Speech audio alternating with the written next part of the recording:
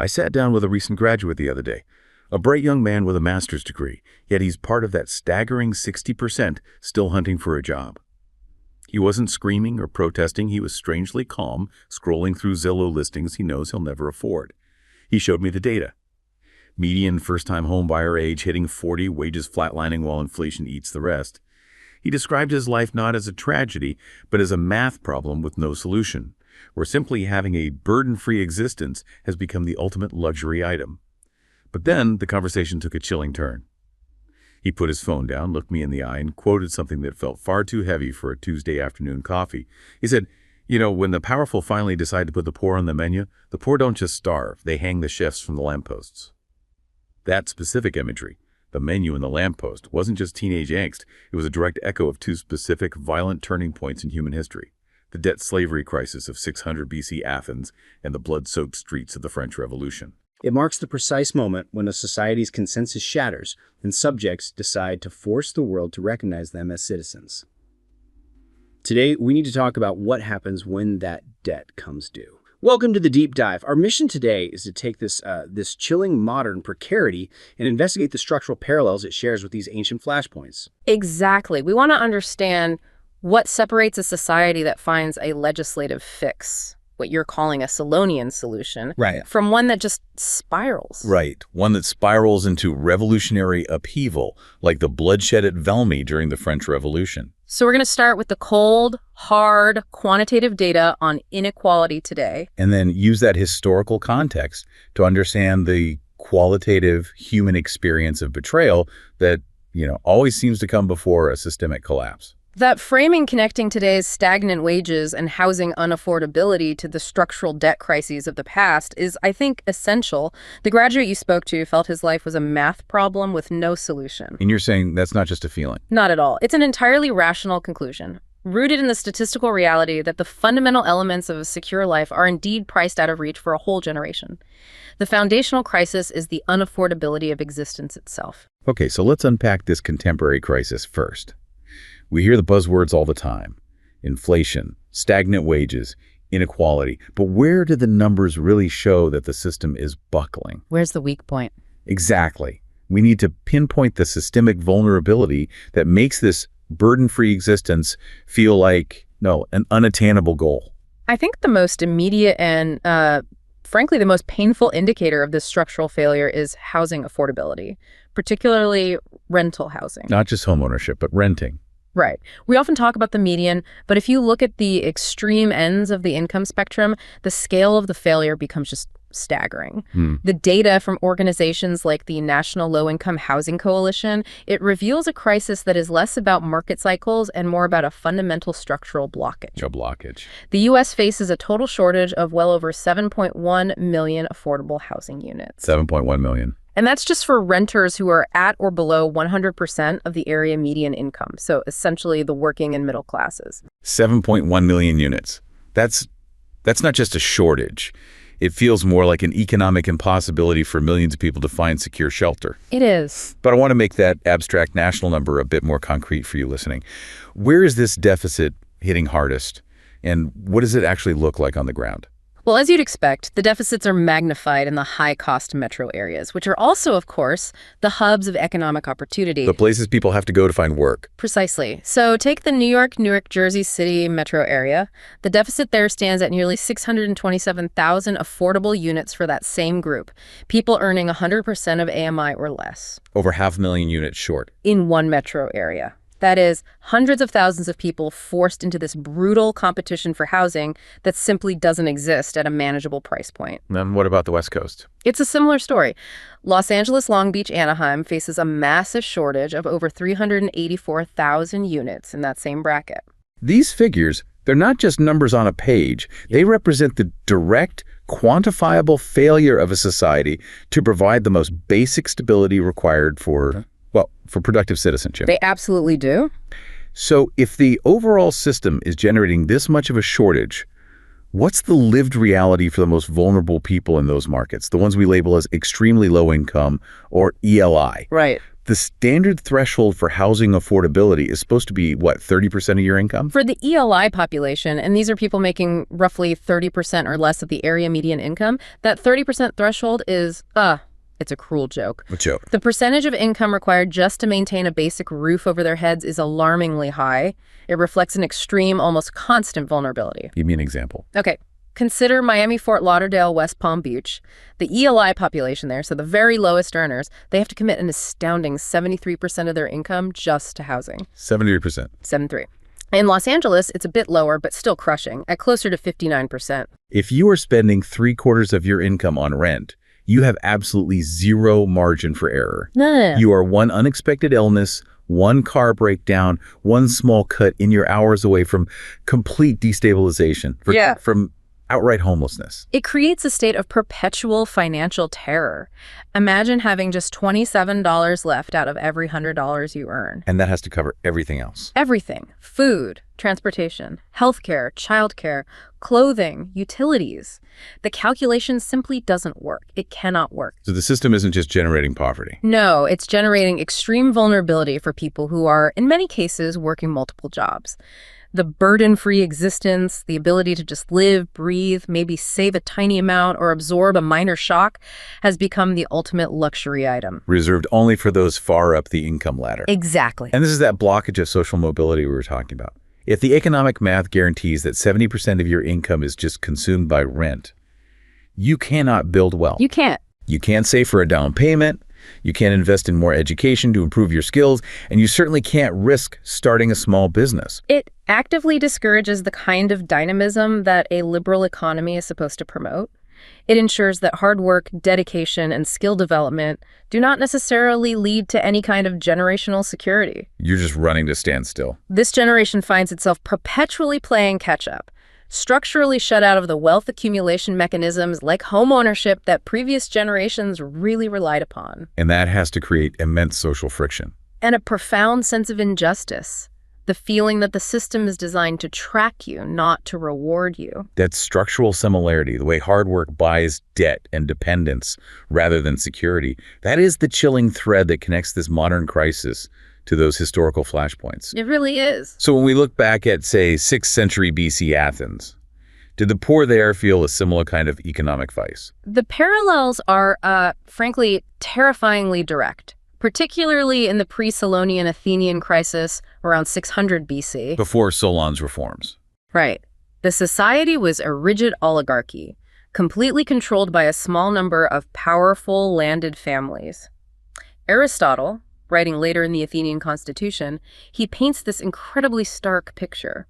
What does he say? He says the poor citizens, along with their entire families, their wives and children, were literally in slavery to the rich. It's just hard to reconcile that idea of citizens, the foundational concept of the polis, with the reality of being enslaved by your fellow citizen. It seems impossible to us. So how did that mechanism of debt bondage actually function to create this internal slavery? It operated through a system of land tenure and loan security. All the good arable land was concentrated in the hands of the elite. The poor who farmed this land were often called hektomoroi, Which means? 1/6 men. The term likely refers to the fact that they owed 1/6 of their produce to the wealthy landlords as rent, or that they were forced to farm the land under these just crushing terms. So they weren't freeholders. They were effectively perpetual tenants trapped under a debt instrument. Exactly. And the most brutal part of the whole arrangement was the security for that debt or that rent. Oh, was it? Failure to pay meant the landlord could seize the debtor and their entire family. The security for the loan wasn't a piece of collateral. It wasn't a tractor or some tools. It was their body. It was the debtor's physical person, their freedom, and the freedom of their children. To signify this arrangement, they would place these stone markers called horoi on the mortgaged land. A permanent reminder. Imagine seeing that marker at the edge of your field every single day. A permanent reminder that your continued existence as a free man was completely conditional on the next harvest. That is the severity of the structural crisis Solon was facing. I mean, imagine today losing your voting rights, your civic standing, and your personal freedom simply for defaulting on a mortgage or a rent payment. It's unthinkable. That's the qualitative experience of that pre-Solonian system. It means that economic failure was not just bankruptcy. It was immediate and irrevocable loss of citizenship and human liberty. When Solon later intervened, he recognized that this practice, a citizen having the power to enslave another citizen based on economic failure, was an existential threat. It had pushed the state to the very brink of civil war. And that structural tension, that feeling that the system guarantees your servitude, not your success, is the exact same tension that explodes 2 millennia later in France. Yes, it is. The lamppost quote that started our deep dive wasn't just some philosophical musing. It was the visceral culmination of a very similar economic squeeze. It absolutely was. While the Athenian crisis focused on debt bondage and land rents, the French crisis centered on the affordability of basic survival. Specifically, bread. Right. Think about Antoine, the shoemaker. He wasn't a noble or some radical theorist. He was an ordinary working man in the Faubourg Saint-Antoine in Paris, one of the first areas to rise up. And Antoine's daily crisis sounds eerily familiar to our modern graduate. Flat wages meeting hyperinflation. The economic squeeze in the old regime was catastrophic.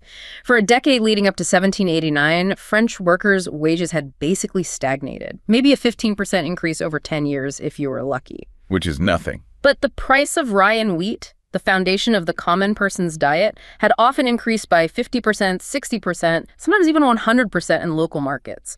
This was due to crop failures, inefficient tax collection, all sorts of things. So by the time the revolution breaks out, by the spring of 1789, a laboring family might be spending 80% or more of their income just on bread. 80% on food alone. I mean, that completely eclipses our modern housing crisis, though the mechanism of extraction feels structurally very similar. Absolutely. Antoine and his peers, they weren't only dealing with the cost of bread, they were also dealing with the ancient, hated feudal dues they paid to local landlords. What were those? Fees for using a mill, fees for harvesting, taxes on absolutely everything. Just like the pre-Solonian Athenian farmer paid rent to the rich, the French peasant or artisan paid dues to the aristocracy. These were instruments that guaranteed the elite's passive wealth extraction, regardless of the laborer's output or survival. So hard work bought nothing but debt. And perpetual vulnerability to economic shock. And that debt, that structural blockage, it stripped away the fear of death. As you pointed out, Antoine the shoemaker, standing in the mud of the Argonne forest in 1792, facing the disciplined Prussian army at the Battle of Valmy, he felt that going back to the old regime was actually worse than facing a cannonball. That is the core of revolutionary consensus. When the unaffordability of life reaches such a pitch that the risk of death in battle is lower than the guarantee of servitude and starvation back home, the whole calculation flips. It's rational to fight. Antoine and his fellow volunteers were not fighting for abstract rights. They were fighting to foreclose on the elites who had systematically bankrupted their lives. They had nothing left to lose, which paradoxically made them the most resilient fighting force in Europe. And that brings us back to that chilling visual of the lamppost. Can you just elaborate on the origins of that quote, à la lanterne? It means literally to the lantern, or more colloquially, hang them high. It was the defining chant of the popular insurrections, especially during the mass violence of August 1792. So it wasn't just a threat. Oh no. It was a specific method of execution used by the mob against figures they saw as emblematic of the debt-holding privileged elite. The imagery comes from the very earliest days of the revolution, when a priest, seen as representing the old regime's tax collection and land privileges, was physically hanged from the chain holding a street lamppost. It is the moment the social consensus shatters and violence becomes the only mechanism of structural correction. It is. So the great historical question remains. Why did Athens, facing the same existential pressure citizens, enslaving other citizens, avoid the equivalent of the guillotine and the lamppost? Solon's solution is the key. Solon's success lay in his deep understanding that the crisis was structural. It wasn't just about economic hardship. He didn't just tweak the system. He rebuilt the foundational social contract to ensure that citizenship was stable and secured. And that created the civic consensus necessary for democracy to flourish for the next 2 centuries. That's it. So let's look closely at his first action, the immediate measure for debt relief, the Seisachtheia. What exactly did this shaking off of burdens entail? Was it just a full debt cancellation? It was comprehensive debt relief, but the specifics have been debated by historians for millennia. But the foundational goal was crystal clear. It abolished all existing private and public debts, where the security was the personal freedom of the debtor. So that's the key. That's the key. This was not merely debt reduction. It was the complete nullification of the entire debt slavery mechanism. So he didn't just forgive the debt. He destroyed the legal ability of the creditor class to ever use a citizen's body as collateral again. That's a radical intervention into the principles of property and contract law. It was absolutely revolutionary, and it secured his legacy. Solon made it illegal for any Athenian citizen to use their person or the person of their family as collateral for a loan. And he enforced it retroactively. He did. He freed all citizens currently in debt bondage, and incredibly, he financed the searching out and buying back of Athenians who had been sold abroad into slavery by their creditors. That is an immense commitment of state resources and legislative will. It is. It demonstrates a profound recognition that the stability of the state required the full and complete rehabilitation of its working population. He essentially transferred the obligation from the citizen's body to the state itself, or to the land. Precisely. And so, having abolished the mechanism of debt slavery, Solon then had to answer a crucial question. Which was, what is citizenship now based on? If it's not aristocratic birthright, and if it can't be bought and sold by creditors, what is it? And that's where his second key reform, the timocracy, comes into play. democracy rule by honor or worth. Sounds idealistic, but how did this function practically to solve the structural problems of the elite monopoly? Solon fundamentally broke the aristocratic monopoly on political office and power. Previously, only the high-born eupatrids could hold the most powerful positions. Solon tied political rights and responsibilities to timi, which is honor, wealth, or worth, measured primarily by the amount of agricultural produce or income a citizen produced.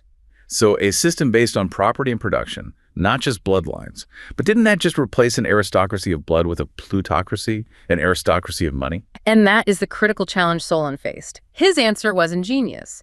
While the highest offices were reserved for the wealthiest classes who could afford to contribute to the state's defense, the cavalry class, for example, the poorer classes were given real power too. The Thetes, the ones who owned little or no land. Exactly. They were given the right to participate in the assembly and, crucially, to sit on the popular courts, the dicasteria. So the Thetes couldn't hold the top executive offices, but they gained judicial power and the ability to influence law. That's a huge check on the power of the wealthy. A massive one. Solon established a sliding scale of rights and responsibilities. The wealthy provided the financial backbone and the military leadership, while the poor provided the democratic check through the courts and the assembly. This created a profound regime of honor and rights for citizens serving the nation. So every Athenian now had a vested proportional interest in the survival and success of the state. Everyone was in the same boat, just rowing with different oars. Solon's actions solidified this civic consensus based on contribution and shared interest, which is what allowed Athens to flourish for 2 centuries. Let's contrast that success with the situation in France, specifically the mindset of the elite leading up to the Battle of Valmy in 1792. Valmy serves as the perfect counterpoint. The moment when the refusal of the elite to enact any kind of Solonian correction led directly to structural violence. The key element there was the massive hubris and detachment of the Prussian elite who were invading France. They just didn't get it. They genuinely believed the social hierarchy was divinely ordained. They couldn't conceive of a world where it could be otherwise. And we see that perfectly in the perspective of the Prussian Lieutenant von Kleist. The professional military viewed the French defenders not as an army, but as a temporary, disorganized mob of tailors and vagabonds. That phrase says it all. The professional elite couldn't comprehend that a civilian populace, motivated by a sense of shared purpose and recent liberation, could possibly defeat a disciplined, established army. They assumed that once they fired a few volleys, the mob would just revert to their expected state of deference and scatter back to their trades. They fundamentally underestimated the power of the newly minted citizen. Yet the French citizen army held the line, even though they were outmatched in experience and equipment. What broke the Prussians? The Prussian retreat wasn't a military rout in the traditional sense. They weren't outgunned. It was a psychological and structural failure. How so? They were unnerved by a force they could not calculate. The resilience and terrifying, unified will of a group that truly believed they were fighting for a nation, not for a king or a duke. When General Kellerman raised his hat on his sword and the citizen soldiers roared, "Vive la nation!" that was the sound of a structural correction taking place violently. A correction that was forced in the mud of the Argonne because the elites, the aristocracy, the king, the church had refused to acknowledge the need for it in the Calices. The elite's betrayal ultimately solidified the very revolution they had hoped to crush. That is the critical lesson. Stability requires investment from the top. When the elite calculate that their privileges are more valuable than the stability of the nation, they opt out of this social contract, and the system fractures into violence. That concept of rational calculation or miscalculation on the part of the elite leads us to a fascinating economic paradox from classical Athens long after Solon, the phenomenon of the wealthy slave. Yes. It seems utterly contradictory that a slave, who is defined as property, could amass personal wealth, run a business, and even wield social influence. It is a remarkable case study. It demonstrates how rigid social structures can clash with rational economic incentives. This paradox emerged in 4th century BCE Athens, and it was due to two primary factors: the Athenian work ethic and the principal-agent problem. Let's start with the work ethic. You mentioned that working continuously for another free person was socially stigmatized for a free Athenian citizen. Why was that? The ideal of the free Athenian citizen was one of self-sufficiency, of autarkia. A true citizen derived his livelihood from his own property or from his service to the state, like in the military or political office. So wage labor was seen as dependence. Exactly. To engage in continuous paid wage labor for another person was seen as beneath a citizen because it implied a dependence that was antithetical to political freedom. This stigma created a massive labor vacuum in high-skill, profitable areas: banking, large-scale commerce, and estate management. So since citizens wouldn't fill those profitable roles, skilled slave labor became necessary. It became essential. And this is where the principal-agent problem comes in. If a master, who is the principal, owns a slave, the agent, who is managing a complex bank or a shipping fleet, how do you ensure that slave acts competently and in your financial best interest, especially when you can't possibly monitor every single transaction? It's a huge problem. Traditional methods of control like corporal punishment, which worked fine in a silver mine, are completely counterproductive for a banker. You need competence, discretion, and loyalty. So you have to switch from the stick to the carrot. You're forced to use economic incentives. Masters allowed these highly skilled slaves to keep a portion of the profits, to accumulate private wealth, which was called a peculium, and often to set up separate households. This arrangement of the separate household chorus oikounts, that must have been key to establishing the necessary trust and reputation. It was crucial. This physical and quasi-legal separation allowed the slave to cultivate their own professional reputation and social network, which actually benefited the master. Hugely, especially in high-trust industries like banking, because the bank's reputation was often tied directly to the slave manager's competence. Furthermore, this arrangement often limited the master's financial liability.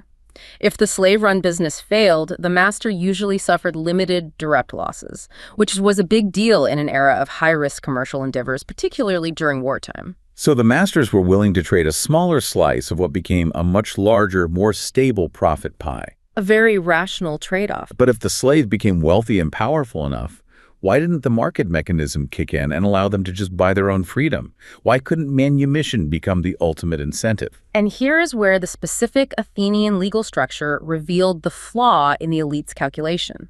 In Athens, unlike in Rome, manumission legally implied no further legal relationship between the master and the freed person. Okay, so unpack that. In the Roman system, the freed slave became a liberatus and entered a lifelong patron-client relationship with their former master.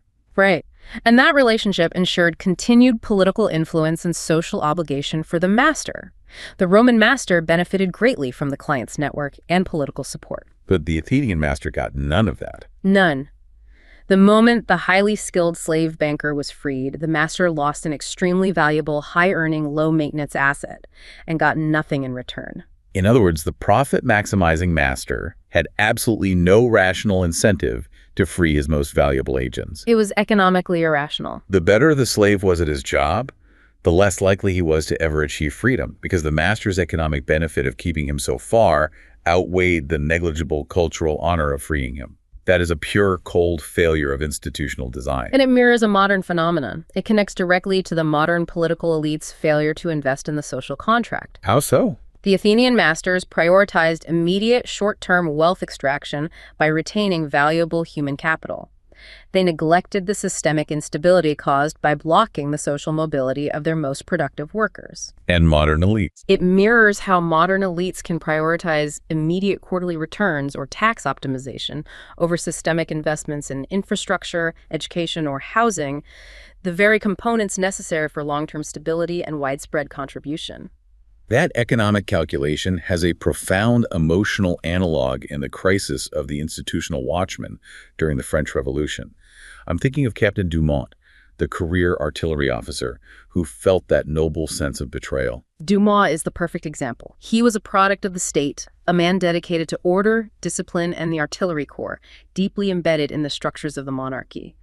When the revolution began, his loyalty was to France, the nation, and the institution he served. He didn't initially align with the radical masses. He was a traditionalist. But his realization was that the people he was supposed to protect, the aristocracy, the king, had ceased to represent the nation. His betrayal was realizing that the wealthy elite had not only fled the country, but were actively standing shoulder to shoulder with the invading Prussian and Austrian armies at Valmy. They had abandoned France to save their personal privileges and status. Exactly. Dumont and others like him suddenly realized that their loyalty was owed not to the crown or the person of the noble, but to the abstract idea of the nation. And when he looked across the line at the Prussian force, he saw his former commanders, the wealthy aristocrats he once served, operating as traitors to the French state. And he was forced to align with the mob of tailors and vagabonds to protect the physical borders and institutional integrity of the nation itself. This is the critical realization. When the concentration of wealth leads elites to become detached and ultimately opt out of the social contract, as the Athenian masters did by refusing manumission and the French aristocracy did by fleeing, the institutional watchmen feel abandoned. And their loyalty shifts. It moves from the privileged class to the integrity of the state structure itself, and the system begins to fracture violently. And that profound erosion of social trust, stemming from both economic calculation and political betrayal, is precisely what we see manifesting today as widespread political upheaval, the populist surge across the Western world. Indeed. And if we pivot to the 21st century and analyze the quantitative data, we can see how this discontent translates into political instability. Modern research on populism in the USA and Europe reveals that we have to distinguish carefully between two specific types of inequality that are driving this phenomenon. We need to differentiate between the inequality between places and the inequality within places. Precisely. First, there is interterritorial inequality. This is the gap between leading, successful regions and left-behind places, the Rust Belt, declining industrial cities, stagnant rural areas. It's defined by prolonged economic decline and stagnation. And the second type. Second, there is interpersonal inequality, which is the more familiar gap between the rich and the poor within a specific area, often measured by metrics like the Gini coefficient. So which of these two forms of inequality appears to be the primary engine fueling the populist movement in Europe? In Europe, the overwhelming factor driving the rise of far-right populism is the first one, interterritorial inequality. It is, in essence, the revenge of the places that feel they no longer matter. It's not just that people are poor. It's that their entire regional economy is shrinking relative to the prosperous hubs like London or Paris. It's the collective experience of long-term economic loss. The quantitative findings on this are quite stark. The research demonstrates that a 1 percentage point increase in annual GDP per capita growth in a specific region decreases far-right populist support by nearly 0.5 percentage point. That's a powerful, measurable correlation. It is. It strongly suggests that if you can level up the economic opportunities in these left-behind places, you immediately dampen that populist fervor. So Europe's crisis seems fundamentally rooted in a failure of capital and opportunity distribution. It forces the peripheral regions into perpetual stagnation while the core regions flourish. But what about the United States? The story there is rarely just a simple economic decline. The USA presents a much more complex picture. Here, economic factors can't explain the populist surge, specifically the Trump margin on their own. They become intensely intertwined with cultural and racial identity politics. So neither rising interpersonal inequality nor economic stagnation is a standalone predictor in the U.S. Correct. They only gain political significance when you combine them with the racial composition of the voting area. And this is where the data reveals the fundamental mechanism of polarization. How does economic hardship play out differently in white majority versus racially diverse communities? This is the most crucial finding. Worsening local economic conditions, specifically economic decline combined with rising interpersonal inequality, significantly boost Trump support only in white majority areas. So in those communities, the economic anxiety is channeled through a narrative of status loss and racial grievance. And that makes the populist appeal highly effective. But in the diverse counties that were experiencing the exact same economic decline and rising inequality, the opposite occurred. Precisely. Counties facing the same worsening economic trajectory, but with a high share of minority populations, consistently leaned against Trump. For them, the populist rhetoric, especially its anti-minority and anti-immigrant stance, was perceived not as a solution to economic hardship, but as a further, more immediate threat to their security and social standing. So the same economic anxiety pushed electorates in two different directions. In diverse areas, it pushed them toward the left. In white majority areas, it fueled the populist right. So the key is not the economic grievance itself, but the narrative that gets attached to it.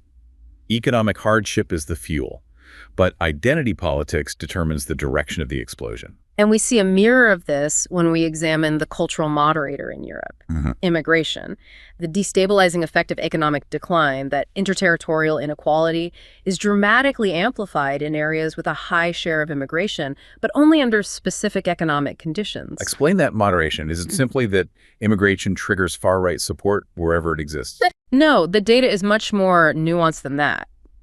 Immigration only triggers support for far-right populism in areas where the local population perceives immigrants as competing for scarce, shrinking resources. In other words, in regions where GDP growth has been stagnant or negative. Exactly. If a region has a high rate of immigration and robust economic growth, those areas strongly reject populist and far-right parties. The grievance is therefore not inherently about identity. It is about the uneven distribution of resources, which is then skillfully exploited by identity politics. To synthesize this entire segment then, the underlying persistent driver of discontent is the failure of resource distribution.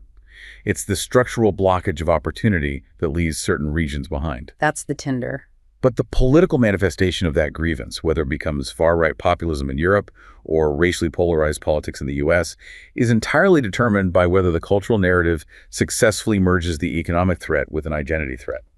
It's a systemic failure where the economy creates the perfect conditions for cultural conflict. The concentration of wealth, the stagnation of opportunity, and the systematic increase in vulnerability create the dry, flammable material.